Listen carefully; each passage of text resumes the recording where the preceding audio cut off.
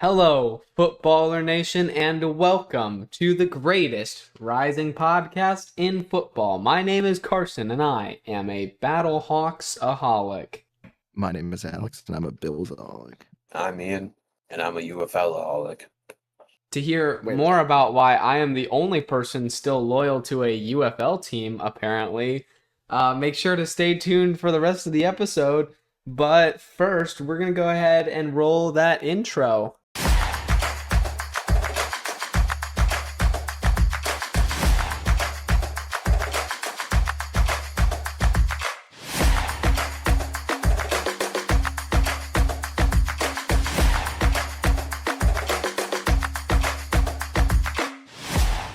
Hello, Footballer Nation, and welcome to Footballers Anonymous, the greatest rising podcast in football and the only podcast on the internet that covers the UFL. It's true. Do not look it up. I'm Alex, and I'm a Panthers-aholic, not to be confused with Carolina. There we go. That's better. So, Alex, he wasn't paying any attention for some reason. the Panthers had a pretty good week, though, didn't they? Feels good, doesn't it? I was scored a lot. You did score a lot. I don't know why I had an expectation. It's one of my teams that they're not going to win anything. This week, we're going to go ahead and jump right into our UFL segment before we cover everything else. Because it was a pretty important week. It was championship week, which makes this the finale and awards show of Footballers Anonymous in the UFL season here in our After Hours segment. So let's talk about this championship game a little bit. The Defenders did win against Michigan 58-34. Ridiculous scoring. Like, there's no defense. Yeah, what was the coverage for Michigan?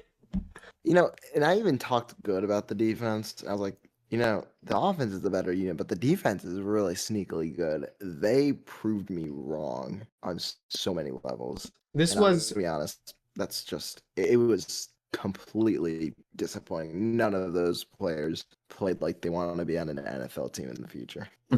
This was the worst passing defense statistically in the league against the best passing offense in the league. So, which was something that was not really pointed out to me until they mentioned it during the game. And then, we saw it happen. And that was, yikes.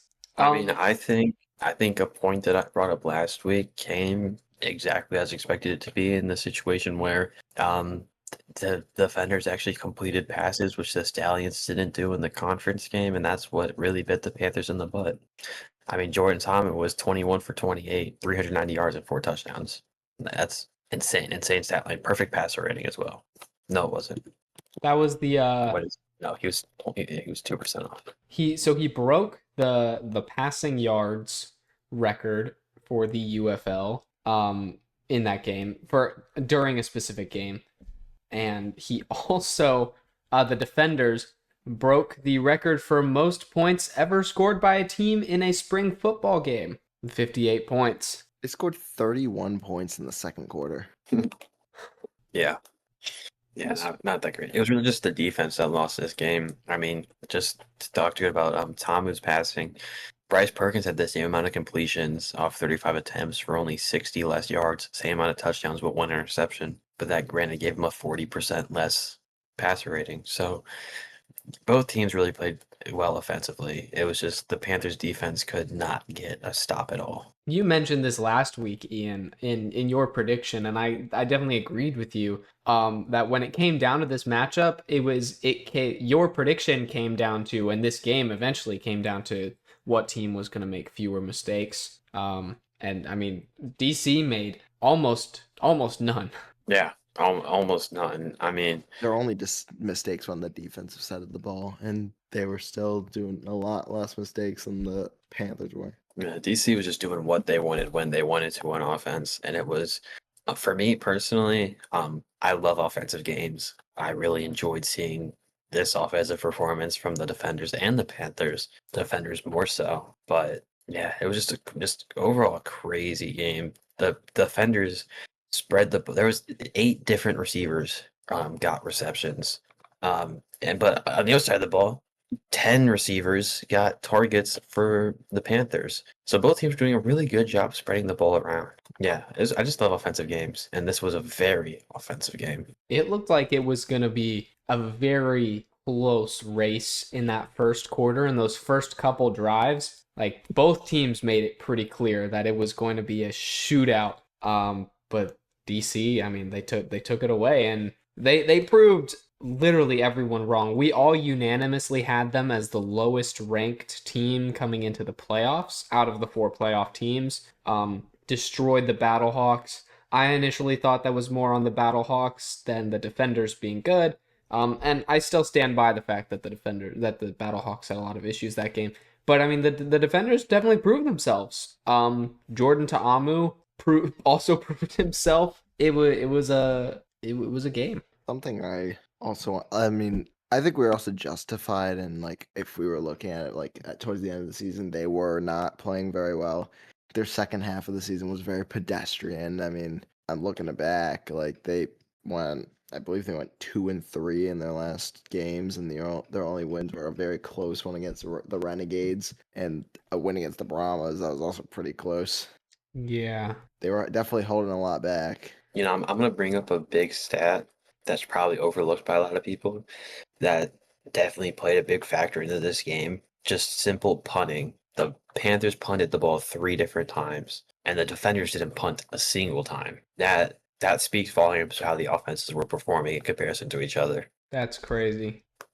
I mean, we gotta also mention Bryce Perkins at the end of the game. The fact that he was actually starting to mount some kind of comeback with those 4th down conversions to keep the ball. It at least made the game interesting for a little bit, and I think still speaks to the skill of Bryce Perkins as a quarterback. Oh yeah, I mean both of these 2 quarterbacks are like far and away the best 2 in the league, and it was a nice showdown to watch. It just one's defense definitely was a lot lesser than the others. Unfortunately, I honestly think if you switch the 2 quarterbacks, DC still win pretty handily. Not to discredit Tamu because he's still they're both incredible. That's what I'm saying. They're both incredible quarterbacks, and I think the passing defense difference is kind of what the difference was in this game. I think it's incredibly safe to say that, like you said, not to discredit either of these quarterbacks, they both performed great. I think they're both. I think it's safe to say they might both be NFL bound in the next coming months. I wouldn't be surprised if we see something for Perkins within the next week or so, and same with Tamu. There's definitely, honestly, there's a lot of talent on both these teams that you could see going to the NFL between Chris Rowland, DC Defenders wide receiver, Toa, Michigan Panthers running back. There's a lot of talent on these teams, and they both played very well. Just not defensively though. Yeah, no, it was pretty cool to see. I'm definitely really interested in the next coming weeks how we're gonna get to cover who starts visiting NFL teams and who starts signing with them. It'll be interesting. We love our UFL players in the NFL. Especially, I have a feeling Chris Rowland is probably going to have a very successful NFL career, whether that be as a wide receiver or on special teams or both. But I will agree with you that I think if you switch the quarterbacks, I think the defenders still win. I do, and again, not to discredit them because Ta'amu's performance was also key to winning that game. It probably would have been closer had they switched, but this really came down to the defense, and neither of them had amazing defensive performances, but Michigan's was just awful. Historically bad. I wouldn't even say that their defense was historically bad. I would just say that the defenders' offense was historically good. They just didn't make mistakes, didn't do stupid things, and they were just an incredibly functioning unit. Well, yes, but also our deep pass coverage was just abysmal. It was so that's abysmal. Specifically what I'm pointing out. I don't even know if we stopped a single deep ball that game. Tommy was just able to throw it downfield, and we couldn't do anything about it. No adjustments were made. There was one play that pretty much I think set the tone for me. I think it was in the first or second quarter, and Ta'amu, or it might have even been at the opening of the half, but Ta'amu just let one rip. Immediate touchdown right off the bat. but it gets called That was back. I think. It gets called back because of an ineligible man downfield on the offense. And so I'm like, that's huge for the Panthers. They can finally make a stop. They snap the ball again, immediately gets it back into the end zone. Immediately. Like He did the same thing. it was, yeah, they talked about it several times, running the same play and just disguising it just a little bit. That's on the defense. It's a biz, and again, I will agree with Ian though that this absolutely historic offensive performance by DC, but this Michigan defense was in a rough spot. It's like that. It's like that thing. Where it's like fool me once, shame on me, but fool me twice, 3 times, 4 times, 5 times, 6 times, 7 times, something like that. Like that's on the Panthers. Like I don't know how you can just let those deep balls keep going downfield. Absolutely terrible. Which I mean, just puts Bryce Perkins in a bad spot. He's still put up 34 points. 34 points wins you most UFL games. Like most UFL games, you win with 34 points. But when your defense is The only problem is with 58, you win every single game. yeah, every single game. Some games you beat entire games themselves. So that was the championship game.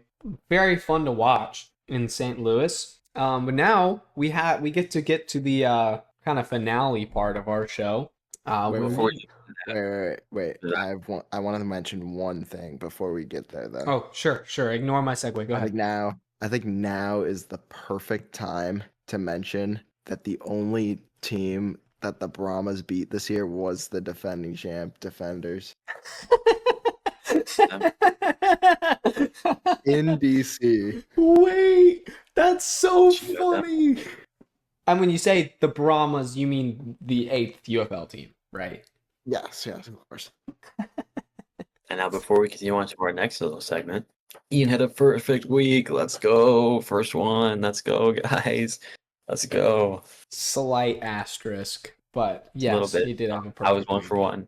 UFL, Carson was as well. But if you were here last week, you saw that we also covered the NHL Stanley Cup Finals games, in which I went 2 for 2. And I'm going to take that elite puck knowledge. Moving on. Carson, floor is yours. All right. So, ladies and gentlemen, now we get to get into the fun part of our finale episode. We did something like this that was much more formal for the NFL season. But we thought we would do something sort of like it for the UFL season. So we're going to give you the UFL Footballers Anonymous Awards. Now, before we do that, we're going to announce all of the awards that the UFL gave out. And then we ourselves will give our UFL ones. Last year, or during the NFL season, we had all of you guys vote on stuff. I'm not gonna lie, we didn't think about this soon enough to send any sort of voting out. So these are just our Footballers Anonymous credible takes. They are credible. We do have an apology to make in a minute, which we'll get to. But with that, Alex, would you like to start us off with announcing the awards as awarded by the UFL themselves? Of course, because the MVP and Offensive Player of the Year went to the same individual, which as much controversy there is surrounding that because of the 2 quarterbacks that were featured in the championship game. Only one of them got to get awards, and it could have been 2, but they only gave it to one. Bryce Perkins won the MVP and the Offensive Player of the Year. Did I say Offensive Rookie either earlier? I hope I did not. I think you said Offensive player, but hopefully I said Offensive Player. Either way, well deserved for Bryce Perkins. Now, I don't know if both awards was well deserved. Yeah, that's what I was gonna say. Both awards, maybe not, but he definitely deserved to win one of the 2 at the very least. Like it's not like it was out of the blue that he would get an award. We expected this. It's just both we did not expect, but I'm very happy. That being said, last week we made kind of an executive decision. And we said Short Tom was going to be the MVP. Now we are going to do the honorable incredible thing. Let's be honest, that was out of left field. No one expected him to double win, so I think it's an exemption this one time. Shout out Football Nation for holding us accountable and actually telling us that we could have a pass. It was you guys. Thank you. We messed up a little bit.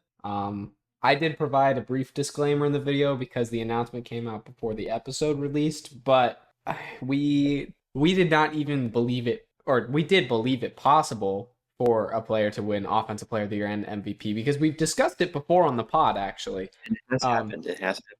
we just did not even process the fact that that could happen. And so with No, Offensive Player of the Year going to Bryce Perkins, we just assumed Jordan Ta'amu was MVP, and we were very, very wrong. So we deeply apologize for misinforming you. We very much appreciate the pass that you give us.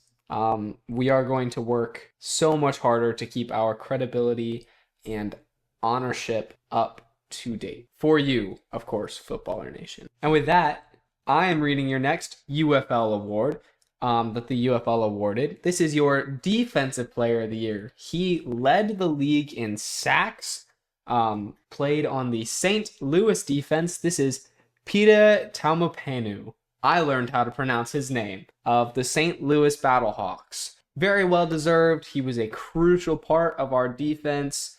Yeah, congratulations to PETA. The Special Teams Player of the Year awarded by the UFL is Kendrick Whitehead. This one came in a little bit of a surprise to us, but I mean, me personally, I'm happy when a Michigan player wins it in the UFL. So I'm not complaining, but I think a lot of people thought it would go to Rowland. I'm looking at this a little bit. Michigan is stealing a lot of these awards from DC, but the defenders did take home some hardware, which Ian is gonna talk about. First off, starting with head coach of the year, we have the DC Defenders head coach Shannon Harris. And fun fact, this was the first interim head coach to ever win a head coach of the year award in professional football. Pretty well deserved. This team was on a high note. It kind of started to struggle a little bit. He came in, things turned around, ended up winning a championship. And on top of that, sorry, 1 second. Carson, is this offense or defense? Offense. Okay. And then next up, we had the assistant coach of the year going to Fred Case, I think it's the Kais. offensive coordinator. Kais, the offensive coordinator of the DC Defenders. Again, well deserved. Very powerful offense, as we saw. Very strong unit. It's so fun to look at the two teams that we discussed at the beginning of the year, having to switch their head coaches directly before the season. The DC Defenders and the Memphis Showboats. One team did really well, and one team did really bad. Yeah, it's the Boats. But with that, there is one more UFL award. We did not personally give out an FBA award for this position because we're not qualified to do so. But this is the UFL Sportsman of the Year. I would like to go ahead and read all of the nominees from all of the teams before I announce who won. First, we have Leon O'Neal. He is the safety from Houston. We have Chris Rowland, wide receiver from DC. We have Barry Wesley, offensive lineman from Birmingham. Ryan Nelson, tackle from Michigan. Seth Green, tight end from Arlington. Jalen Allen, defensive end from Memphis. Travis Feeney, offensive linebacker from St. Louis. And, yeah, you're good. And Steven Stylianos, tight end from San Antonio. I apologize. Tight end from 8th team. And with that, ladies and gentlemen, your UFL Sportsman of the Year is Travis Feeney, St. Louis Battlehawk. Congratulations to Travis. Very well deserved. This is one of the highest honors that you can get in the league. Yeah, congratulations. But now we're going to get into what you all really came here for, the Footballers Anonymous Awards. And with that, we're going to start off with our resident Panthersaholic, Alex, announcing the MVP. The MVP voted by Footballers Anonymous is going to go to Jordan Ta'amu. We're not making the mistake that the UFL did. Not to say that Perkins didn't deserve it, but it should have been a 1-to-1 split if they're doing both quarterbacks for awards. So we're going to give our Footballers Anonymous MVP to him. And even though it doesn't fully make up for it, actually, it makes up more than enough for it. Our MVP is more important. It's true. These are the awards that people are really chasing. Alex, could you also go ahead and read the list of candidates? Yes. The list of candidates for MVP was Bryce Perkins from Michigan, Louis Perez from Arlington, Jordan Ta'amu from DC, Jacob Sailors from St. Louis, and Max Duggan from St. Louis. All right, coming at you with your Offensive Player of the Year. For those of you who don't know how we do this award at Footballers Anonymous, we at Footballers Anonymous do not allow quarterbacks to win the Offensive Player of the Year. This was something that we discussed about whether we should make an exception this year or not for the Ta'amu Perkins split. But ultimately, we decided to just stick true to what we've done. And even though it didn't necessarily work out for us last year, since a running back won MVP anyways, we thought it was only fair that someone who was not a quarterback does still get the Offensive Player of the Year award. So, our list of candidates for the Offensive Player of the Year is Jashawn Corbin from the 8th team in the UFL, Jacob Sailors from St. Louis, Chris Rowland from DC, COC Mariner from Michigan, and Deion Jackson from DC. And ladies and gentlemen, your Footballers Anonymous Offensive Player of the Year is Jacob Sailors, the running back out of St. Louis. I don't feel like there's much to say about this. He is absolutely NFL bound, greatest running back in the league as of now. Would be leading if he did not sit towards the end of the season in almost every stat. Jacob Sailors, very well deserved, heart and soul of the offense. And now I'd like to turn the time over to me with your Defensive Player of the Year. Your Defensive Player of the Year candidates for Footballers Anonymous are Peter Tamopenu, DeAndre Baker from DC, Kendrick Whitehead from Michigan, Ajeen Harris from Arlington, and Jordan Williams from the 8th team. And ladies and gentlemen, it's no surprise that I am the one announcing it. Your Defensive Player of the Year is still Peter Tamopenu from St. Louis. Still not much to say. He led the league in sacks. He was an incredible piece of this defense and a big part of St. Louis's success this year. And now, I'd like to actually turn the time over to Ian. What's going on, Football Nation? Today I'm going to be presenting the Special Teams Player of the Year award. The nominees are Rodrigo Blankenship out of St. Louis, Chris Rowland out of DC, Kendrick Whitehead out of Michigan, Brad Wing, and for this I'm going to say the Brahma, only Bryce Bell on that team, and Xavier Malone out of Michigan. The winner is Chris Rowland out of DC, elite return specialist, very effective in his game. Gladly handing it to him, very deserving. Coach put me in. Coach So, put me in to announce this one. The candidates for the Coach of the Year award for the Footballers Anonymous Awards: Anthony Becht from St. Louis, Skip Holtz from Birmingham, Shannon Harris from DC, Mike Nolan from Michigan, and CJ Johnson from Houston. But the coach that put me in was Shannon Harris from DC. We didn't change this one. You know, the interim thing, very well deserved. And to assist that with the Assistant Coach of the Year, the nominees are Fred Keiss, DC Offense, Phil McGohan, I don't know, St. Louis Offense, Colin Bauer, Michigan Defense, Jay Hayes, Arlington Defense, and Donnie Abraham, St. Louis Defense. But no change again. We're going with Fred Keiss, the DC Offensive Coordinator. All right, ladies and gentlemen, those are your Footballers Anonymous awards. That is going to close our UFL segment, but we will be talking about them more later in this episode, so that is not it quite yet. But I would like to turn the time over to Ian. Actually, I stole the time from Ian, so I'm giving the time back to Ian for our Footballers Select. So great segment. Yes, Footballers Select. Now you guys are probably wondering, what is there for these footballers to select? Football's over. Football's done. Well, Stanley Cup finals are still going on. NBA finals are still going on. So we're going to go ahead and predict those, starting with the NBA Finals Game 6 between the Thunder and Pacers in Indiana, Thursday, June 19th at 8:30 p.m. Currently, the Thunder have a 3-2 series lead, and because of that, I'm going to be taking the Pacers to force a Game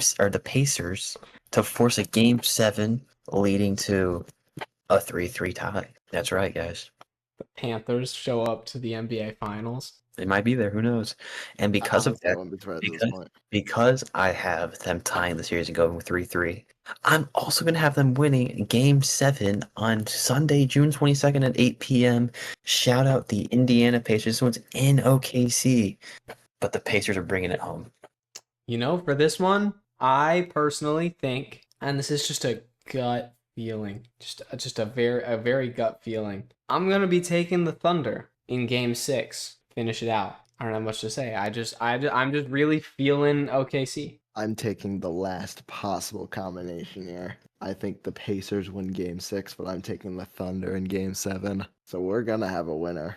It's There you go. That is elite hoop knowledge right there. And now moving on to the Stanley Cup Finals. I'm just addressing this now because I've had my pick. I've had this in my brain, especially after watching Game 5. The Panthers are winning it in Florida. Well, They don't need a Game 7. They're winning it tomorrow. absolutely deleted half that anticipation. But we have the Game 6 of the Stanley Cup Finals. The Oilers are going into Florida to take on the Panthers Tuesday, June 17th at 8 p.m. There is currently a 3-2 series lead for the Panthers, and Alex just stated he thinks they're going to win them all in Florida. And honestly, I agree. I think the Panthers are going to take this one right here and now. I don't think they're going to give the Oilers a chance to breathe, and I think they're going to go back to back. Here's my issue. See, I was very confident in my thoughts that the Panthers would win the last two, but unfortunately, the Oilers won Game 4. And I was really confused. I was thinking, wow, I thought I had some elite puck knowledge. And I thought my Will Levis connection was right. So I don't know how this could have happened. And then I thought our episode last week didn't release until after Game 4, which means the Panthers couldn't have heard my amazing motivation or Mayotivation about Will Levis and the Oilers, which makes it clear to me now that the Panthers are going to take it all in Game 6, because now they know the Will Levis connection, because they all listen to Footballers Anonymous and they understand what they have to do to beat him. You know, I had an insider source telling me that that the Panthers play our episodes on the Jumbotron before games during warm-ups. Don't look up that information because you probably won't find it, because again, insider sources right here. Yeah. You know, Alexander Barkov, Matthew Tkachuk, Sam Reinhart, Aaron Ekblad, Sergei Bobrovsky. All If those any guys. of y'all want to drop a comment, That'd be pretty cool. and speaking of our comment of the week, it is from one of the Florida Panthers. What? God, this is stupid. It's from hang on. I have to pick the right one. Give me a second. We had multiple. Yeah, we had multiple Florida Panthers talking about our motivations. What?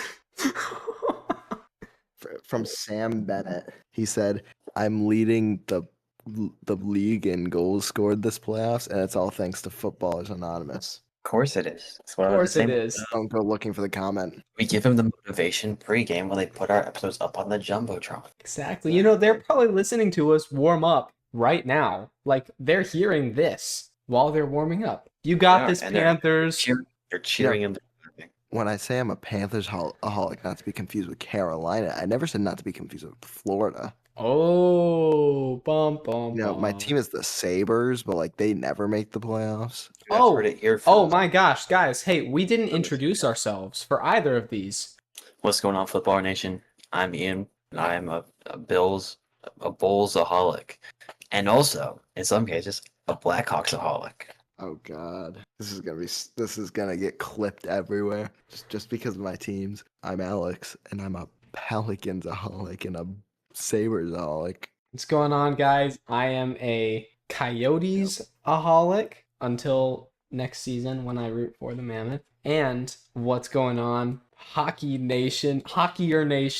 No, you're still Footballer Nation to us. What's going on, Footballer Nation? I am Carson, and I am a Suns-aholic. You completely mixed it up, but it's Dude, You're like, I'm. that one. We're just gonna run with it anyways. And now a word from our sponsors.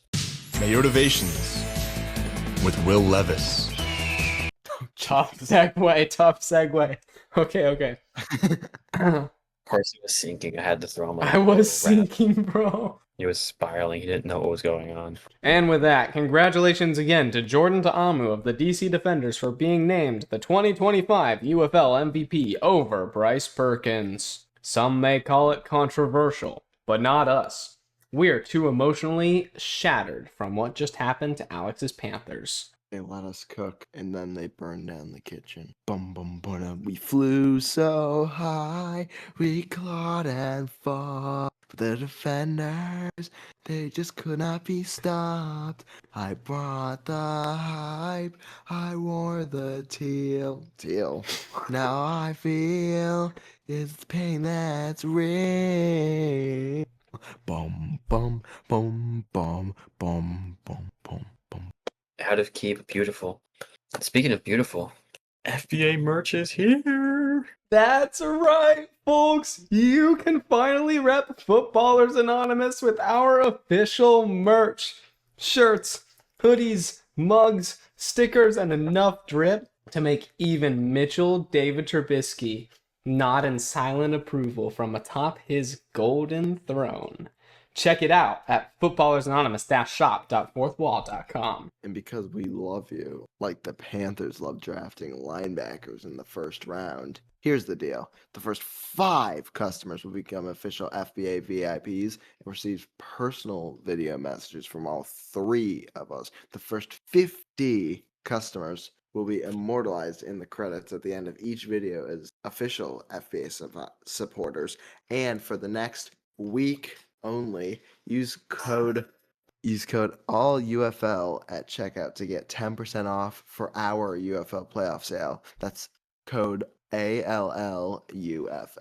This next part is important, so listen closely.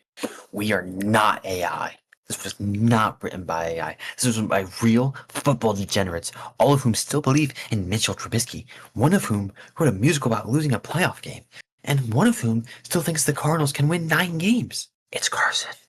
Don't forget, this merch supports the podcast directly. Unlike my fantasy football decisions, this is a good investment.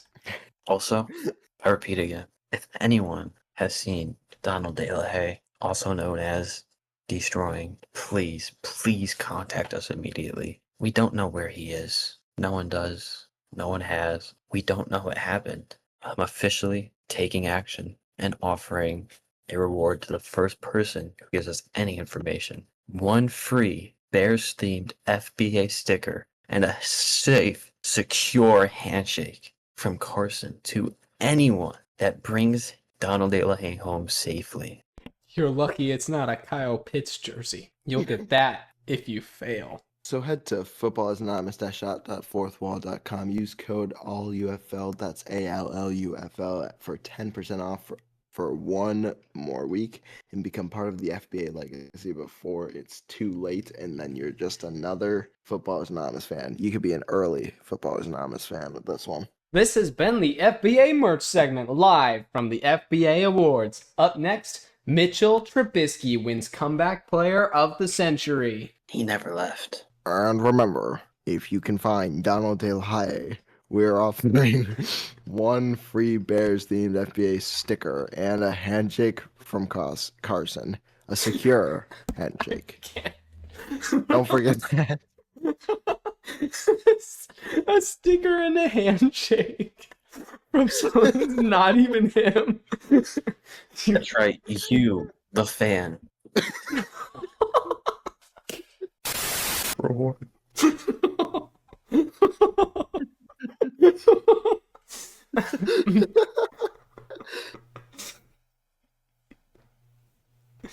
I'm officially offering a Carson, don't let I didn't cook this. The AI did.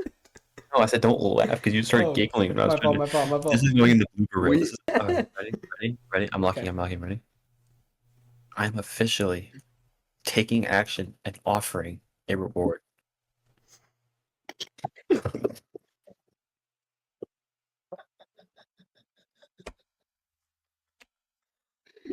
I'm so sorry. I got this. Hold I on, got this. I'm gonna mute myself. Cool. Okay. Wow. Dude, I gotta low-key get myself some intel on where Destroying is because I really want that Bears-themed FBA sticker. Me too. And that handshake, bro. Like, I might be the only person who wants it. No, everyone wants it. everyone does. Of course, yeah. People are sending in submissions as we speak, and we have to filter out all the fake ones. It's true. All right, ladies and gentlemen, we just went over our comment of the week with Alex before the ad break and before my existential crisis. But now we asked you to ask us questions and we answered them. We got one response to our questions poll this week. Allow me to pull it up. This is from Helen, and it says, you can't see right now, unless you can, but I'm making a shocked face. And I mean, I can totally understand. Like, you must be speechless because this is our last UFL episode of the season, and you don't even know what to ask. You want to ask us all the questions so we never stop talking, but you can't. And I understand. It's a very, very emotional moment for all of us. So I think we should all just sit just for a moment. We're already sitting. All right, then let's move on. We've got our next segment is the 2024 fan voted favorite segment of Football Anonymous, Carson's College Knowledge. We have a couple items for you this week. Starting off, UTSA and Texas State are reportedly in play to join the Pac-12 in the near future. Whether that's this season or next season, who knows, but it's still pretty exciting. We talked earlier about how the Ohio State and Texas game was a noon game, and nobody liked it because no one likes noon games, unless you're at home sitting and watching the noon games. And unfortunately, it's happened with another really, really good game with Clemson and SC. That will also be a noon game. I'll be probably just watching, so I'll be fine.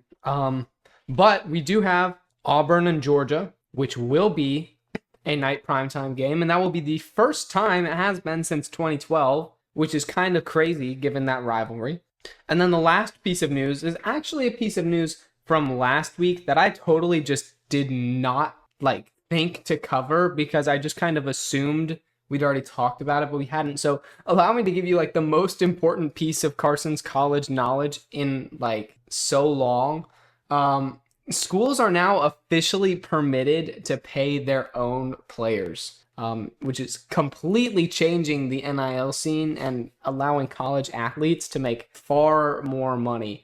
And because of that, playing your favorite teams in College Football 26 will now directly contribute to your favorite team's money for players because teams are getting paid for College Football 26 by the amount of time that players spend playing as those teams. So you can directly support your team's recruiting efforts by playing College Football 26. So that is it for Carson's College Knowledge, where that whole time Ian and Alex were copying each other, and I did notice them and just tried not to say anything about it. I guess that's their bit thing. They don't normally do bits, but they did one. So that was pretty cool. Alex just started copying me, and I want to see how much he was too. Yeah, that's pretty much it. I was bored. And with that, what's going on, Footballer Nation? I am Ian, your resident Bears-aholic. I'm Alex, your resident Bills-aholic. And I'm Carson, your resident Cardsaholic. And just jumping right into things, no hesitation. Talks between Terry McLaurin, Scary Terry, receiver with the Commanders, are not going well, apparently. I don't know why. Why would you not offer this man a bag? He deserves the bag. Him and Jay Daniels have a great connection. He's mentoring him a lot. Sign that man. Give him his money. Or trade him to some team that needs a vet wide receiver. I don't know who, but some team that needs a vet wide receiver. I mean, the Bills could use him. I think it would be a good addition to the Bills. I mean, you're not wrong about that, actually, but or some team in the West that, doesn't have a vet wide receiver. Oh yeah, the Broncos could use him. No, the Broncos have some pretty close. I was more thinking the Raiders. The Raiders could use or him. some team in the NFC West that doesn't have a vet wide receiver. I mean, the Rams did lose Cooper Kupp, so I mean, I think They have Devontae. The Niners might lose Debo too. they did. They did lose Debo They did lose Debo. to the Commanders. Yeah, exactly. Do a little flip. Sorry. All right, we're moving on now. Talks with Trey Hendrickson and the Bengals are going very poorly, as well as their first round pick Shamar Stewart. Because the Bengals really don't love treating their defensive players like people. I guess, and I mean, I athletes who don't- deserve the money they get. I don't think it's that. I just think, I mean, Mike Brown is a cheap owner, and I mean, we saw how long it took T. Higgins and Jamar Chase to get paid. Like, they just don't want to pay their players. This is true, but especially the ones that they Especially need. doing defense.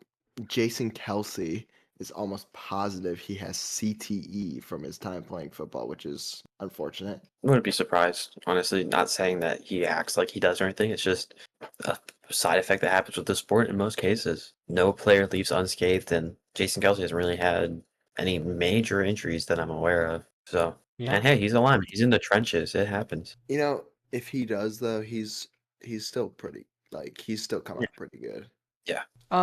Andre Bocellia, Arizona wide receiver, got engaged this week. Congratulations to him and Haley. We love to see it. We love engagements and weddings here at Footballers Anonymous. If any of you want to invite us to your weddings, we will show up. Let us If speak. you could pay for our flights, that would be required. Let us Um, at your wedding in podcast form. We will deliver a bunch of news that you want us to deliver, and we'll give some great takes about your marriage. Not only that, but we will also record that week's episode in front of a live studio audience at your wedding, in front During of the you ceremony. guys at the altar during the ceremony. And you know, if you can find Donald De La Haye by that point, we could also get a live studio Carson handshake. Which would be crazy. Hey, don't forget that Bears themed FBA sticker. You could wear that on your wedding dress. Just think about that for a minute. Imagine walking down the aisle and then having to walk around us because we're right in front of the altar, with your beautiful wedding dress and a very reasonably small sized FBA Bears themed sticker, just right there. It's awesome. And to clarify, it would replace the black with the Bears navy blue and replace the white with the Bears orange. Exactly. In other news, in football news, NFL X soccer jerseys have recently dropped. I was excited for that. It turns out it's going to be a Fanatics Fest exclusive. And because we're not sponsored by Fanatics, I'm not going to encourage you to go and spend all your money on that because I don't think it's worth it for a 3-day event. And that's all the time I'm going to stay talking about it because, again, Fanatics has not endorsed us. Fanatics, sponsor us. I will sell out like crazy and support and promote your festivals. I don't think I Otherwise- would accept a Fanatics scholarship with the, or not scholarship, Scholarship. sponsor. Well, I would accept a scholarship, but hey, if any of you have any football podcast scholarships, we would love those. Fanatics Fest. Listen, here's what we'll say. Buy all of our trips to Fanatics Fest. And give us like a $500 budget to spend at Fanatics Fest, and we'll be there. Yeah. Otherwise, we will not be there. And that's all the talking we're going to do about it. I do have a couple jerseys to buy. Okay, but don't buy them from Fanatics. True. Fanatics jerseys are crap. Yeah. And I can say that because you haven't sponsored us yet. But if you want us to not say things like that, Pay us shush money. we do not know, support if you- shush money No. unless you give it to us. Send it to our No, offshore account. All right, Ian, since you wrote that, can you read the last point off? Of course. And some crazy headlining NFL news. Carson favorite JJ McCarthy Purdue watch as he has thrown exclamation point 17 interceptions, 3 in the Lazzy hour, and 4 in the colon-asked hashtag C8 days. El Bozo. Alex, Carson, would you care to translate? Yeah, what Ian's trying to say is that he believes that JJ McCarthy might potentially be overhyped / overrated. That is not at all what that says. All right, listen, to answer your question, very truthfully, first off, JJ McCarthy is not a Purdue. That is wild. I don't. What happened to translation? What? For proper translation, this should say JJ McCarthy fraud watch as he has thrown 17 interceptions, 3 in the last hour and 4 in the last 3 straight days. El Bozo, Yeah. and that's factual. Headlining NFL news.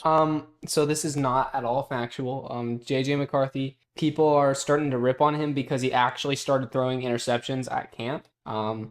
Okay, you know what other quarterbacks have thrown interceptions at camp? All of them. Cam Ward's thrown quite a few. I'm not at all concerned. I have the most confidence in JJ McCarthy than I think I have ever had in a rookie quarterback ever. I love JJ McCarthy this year. He is my ride or die. If he ends up sucking, then all of my credibility this season is like basically ruined.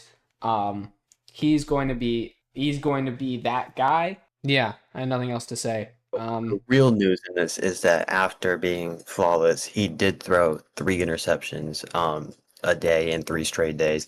Nothing to be concerned about. People are going crazy over it. It's really not that big of a deal. Yeah, that's all there is to say about it. Absolutely. And now we're going to transition into our greatest news segment, my personal favorite, the one, the only, quick picks. That is right, ladies and gentlemen. And we have a very special quick picks for you this week, it being our UFL finale episode. For those of you who don't know how quick picks works, we take random things, whether that be stupid things we come up with or things that you suggest. More on that later. We take those things and we draft them in a snake draft fashion. This week, we would like to take some time to acknowledge the end of the UFL season and some star players by drafting UFL players. We're not drafting full teams or anything, just some key people that we'd want to build our teams around. We're going to be doing this exactly the same way we did our flag football draft. If you listened to that just a few weeks ago, we will be starting with our quarterbacks. We will then move on to our running backs and then our wide receivers and our tight ends. Any current UFL players are in play. And this week, Ian has pick number 1. Who's 2? I am. Now, I'm just going to jump right in. There's 3 quarterbacks that are going to go off this board. And I'm going to be starting with the MVP per FBA, Jordan Ta'amu. Amazing quarterback, amazing talent all around. Not the most flashy outside the pocket, but inside the pocket, he's a force to be reckoned with. And for that, I'm going to be taking up number 1. All right, with my number 2 pick, all of these guys can tell you we all hate being at number 2 in the snake draft. Just with 3 people being number 2, it's not the spot you want to be, but it does give me at least still a top 2 quarterback. And I am, of course, going to be taking I'm taking Bryce Perkins at number 2. All right. Choice is obvious. But I do want to take a second to honorable mention Mr. Jamar Smith because his performance towards the back half of the season was incredible. And I've really kind of actually genuinely thought about taking him here. But he only played a couple games. I think I have to take Louis Perez. Yeah. I think I have to. But if Louis Perez didn't exist, I think I'd take Jamar Smith, even though he only played a couple games. Honestly, did not even think about him. Like, he just did not cross my mind. But that is such a valid take. Yeah. Oh, and that's my turn again. Right. Yeah, I haven't been last in a second. I'm obviously going to take Jacob Sailors for the running back position. Man, I know this is a pretty obvious choice for my running back, but part of me also really wants to take this one guy. But I think I'm going to go safe, and I'm going to take Toa as my running back. Yeah. I also think I'm going to take safe. This guy led the league in rushing yards. I'm going to be taking Jashawn Corbin. And now I'm going to take my first receiver, and zero hesitation, my favorite receiver in the league this year. An absolute dog. Great pairing with my quarterback. I'm going to be taking Chris Rowland. Yeah, very, very little hesitation for me here. Offensive player of the year 2 years ago. He's a dog. I'm taking Hakeem Butler. Okay. Now I have some choices. Give me 1 second. I'm gonna just take him off the board. Let me just double check. I'm gonna take him off the board. The player with the second most receiving touchdowns and the third most receiving yards. The only player that kind of had top 3 in both. Deion Kane of Birmingham. Oh. Yeah, he was my next guy. I was like Chris snagged Rowland. that one from me. Yeah, I mean, I kind of had to. And I have not gotten a Panther yet. Dang it. I mean, I have to take a Panther, right? It's up to you. Right.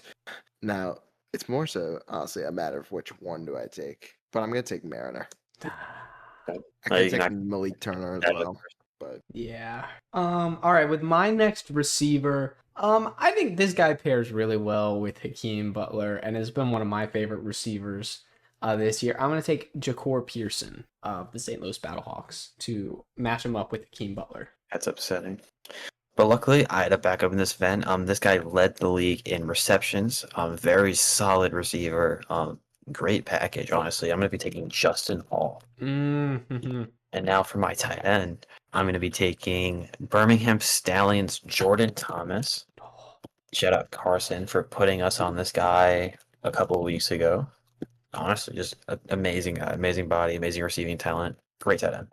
So the interesting thing about that pick is Jordan Thomas is really not considered to be the top tight end in the league. I personally think he is. I love Jordan Thomas. I've expressed that to these guys. I've meant to talk about him a lot more on the podcast and just haven't. But I love Jordan Thomas as a tight end.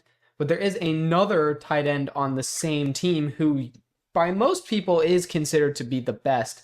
Him and Jordan Thomas are just a great tight end duo. I'm going to be taking Jace Sternberger. Leaves me some choices. I'm going to be taking Stallions. No, I'm kidding.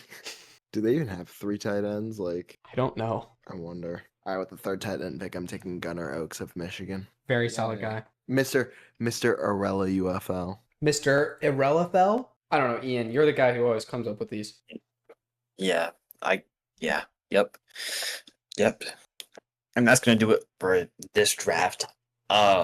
Solid rosters, as per usual. Go into the comments, grade each of our drafts, let us know who won the draft, and then give us your ideas for future drafts.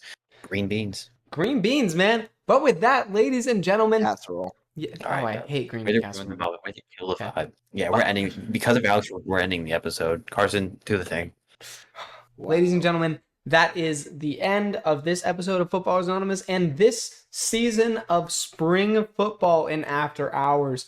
We very much appreciate you guys for listening and for sticking with us through spring football. We're very excited that you guys are going to get to join us through the midnight shift of these After Hours, where we're going to start transitioning our focus both back into the UFL and into the NFL, and about these UFL players transitioning into the NFL. And we'll talk a little bit about college and all the things, all of our passion projects. It's going to be very exciting. Our release schedule is going to change a little bit, so make sure you're following all of our socials, including our Instagram, our TikTok, our YouTube, and our Facebook, where we only post Minion memes. So you can stay up to date and know exactly what those are going to look like and when we're going to be releasing special episodes along with our 2-week regular episodes. But with that, I guess one more time for the board, my name is Carson and I am a Battlehawksaholic. My name is Alex, and I'm a Panthersaholic, not to be confused with Carolina. And I'm Ian, and I'm a Starsaholic. Ladies and gentlemen, thank you so much for joining us for this spring football season. Footballer Nation, let's ride into the midnight shift.